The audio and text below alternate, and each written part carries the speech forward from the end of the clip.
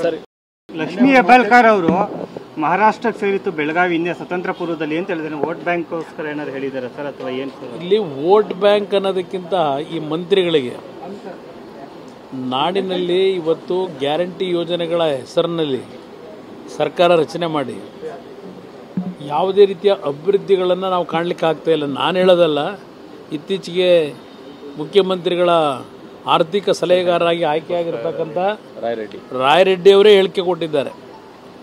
Guarantee ಕಾರ್ಯಕ್ರಮಗಳಿಂದ ಅಭಿವೃದ್ಧಿ ಕುಂಠಿತ ಆಗಿದೆ, ಇದಕ್ಕೆ ನಾವು ಚಿಂತನೆ ಮಾಡಬೇಕಾಗಿದೆ ಹಣ ಸಂಗ್ರಹಕ್ಕೆ ಅಂತ ಹೇಳ್ಕೊಂಡಿದ್ದಾರೆ. ಈಗಾಗಲೇ 8 ತಿಂಗಳಾಗಿದೆ. ಬರ ಪರಿಹಾರದ ವಿಷಯದಲ್ಲಿ ಯಾವ ರೀತಿ ನಡ್ಕೋತಾ ಇದ್ದಾರೆ.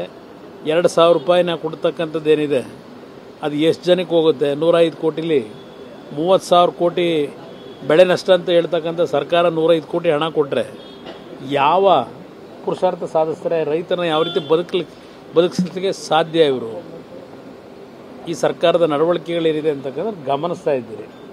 ಅದರಿಂದ ಇಲ್ಲಿ ಈ ತರ ಮಂತ್ರಿಗಳ ಹೇಳಿಕೆ ಏನಿದೆ. ವಿನೇಶ್ ಕುಮಾರ್ ಸೌತೆಕಾಯಿ ಕೃಷಿ ಮಾಡಿ 1 ಎಕರೆಯಲ್ಲಿ ವರ್ಷಕ್ಕೆ 25 ಲಕ್ಷ ಗಳಿಸ್ತಿದ್ದಾರೆ. ನೀವು ಕೂಡ ಅವರಿಂದ ಕಲಿಬೇಕಾ?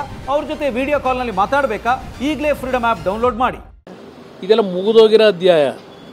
ಅದನ್ನು ನೆನಪಿಸ್ಕೊಳ್ತಕ್ಕಂಥದ್ದೇನಿದೆ, ಬಹುಶಃ ಅವರಿಗೆ ಆ ಒಂದು ವ್ಯಾಮೋಹದ ಕೊರತೆ ಇನ್ನೂ ಇದೆ ಅಂತ ಕಾಣಿಸ್ತದೆ, ಕಾಣಿಸ್ತಾ ಇದೆ.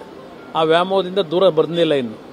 ಇವತ್ತು ಇಂಥ ವಿಷಯಗಳನ್ನ ಜವಾಬ್ದಾರಿ ಸ್ಥಾನದಲ್ಲಿರ್ತಕ್ಕಂಥವ್ರೆ ನೀವು ಮಾತನಾಡಿದ್ರೆ ಅದಕ್ಕೆ ನೀವೇ ಒಂದು ನೀರೆರೆದಾಗಲ್ವಾ ಅದರ ಬಗ್ಗೆ ಮಾತನಾಡ್ತಕ್ಕಂಥವ್ರಿಗೆ? ಅದಕ್ಕೆ ಮುಖ್ಯಮಂತ್ರಿಗಳಿಗೆ ಏನಾದರೂ ಆ ಮಂತ್ರಿಗಳ ಬಗ್ಗೆ ಏನಾದರೂ ಇಡ್ತಾ ಇದ್ದರೆ ಸರಿಯಾದ ರೀತಿ ಬುದ್ಧಿ ಹೇಳೋದು ಒಳ್ಳೆಯದು ಅನ್ನೋದು ನನ್ನ ಅಭಿಪ್ರಾಯ.